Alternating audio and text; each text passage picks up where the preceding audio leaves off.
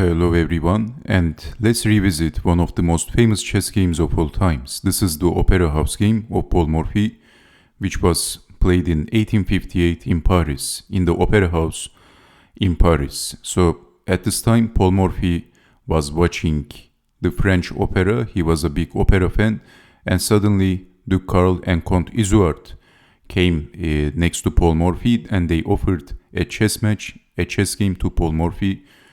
And Paul Morphy accepted their offer.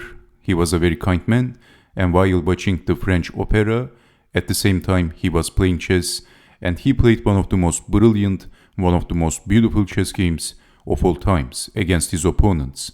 Duke Karl and Count Isoard, they were both discussing each moves in the German language so that Paul Morphy won't understand anything, but their tactics, their strategies, their evil plans didn't work on Paul Morphy. And Paul Morphy defeated them. They discussed every move, each move, with speaking German language, but Paul Morphy was victorious with playing brilliantly. And the Opera House chess game is perhaps the most famous chess game of all times, and one of the most beautiful chess games of all times. So let's see what happened.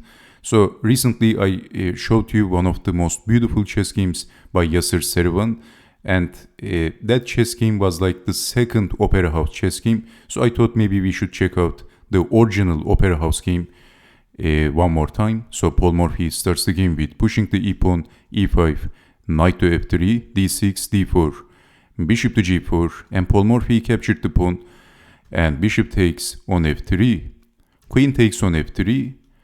In this position, if capturing the pawn, then exchanging the queens, and then knight takes on e5, and white is much better.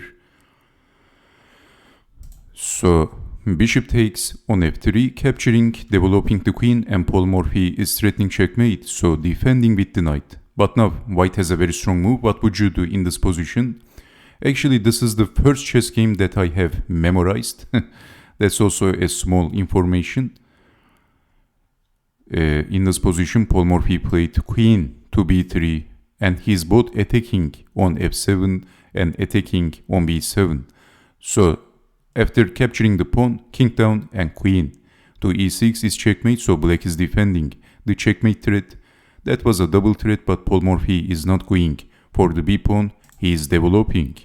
Development is very important at chess, but of course you could capture it on b7, c6, and then developing the bishop, bishop to g5 by Paul Morphy, pushing the pawn, and at this moment of the game, Paul Morphy brilliantly sacrificed his knight. Knight takes on b5, and then bishop takes on b5, blocking with the knight, and Paul Morphy castled from the queen side. There is big pressure on d8, so black is defending, but look at this.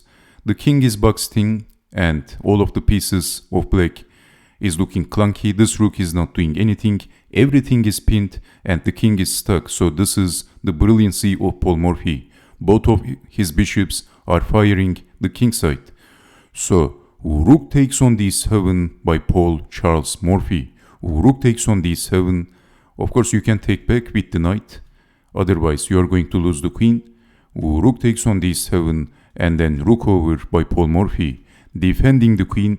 And in this position, Paul Morphy captured the rook. Bishop takes on d7. What else? Knight takes on d7. Black didn't want to lose the queen. And then in this position, Paul Morphy played one of the most beautiful moves, one of the most famous moves at the same time of all times. He played queen to b8, sacrificing the queen for checkmating the king, and this is one of the most beautiful combinations of all times. So because of the bishop, the king can escape, and black has to capture the queen with the knight, and then here comes rook to d8, checkmate. What a fantastic, incredible checkmate by Paul Morphy while watching the opera at the same time. Wow, this was epic and incredible. We see the brilliancy, we see the aesthetic beauty of the chess games of Paul Morphy. So in this position, this was actually a brilliant sacrifice by Paul Morphy, sacrificing the queen and then bang. Rook to d8. Morphy has only his bishop and his rook. But that's good enough for checkmating his opponent. And thank you very much for watching, and I hope to see you next time. Take care and bye bye.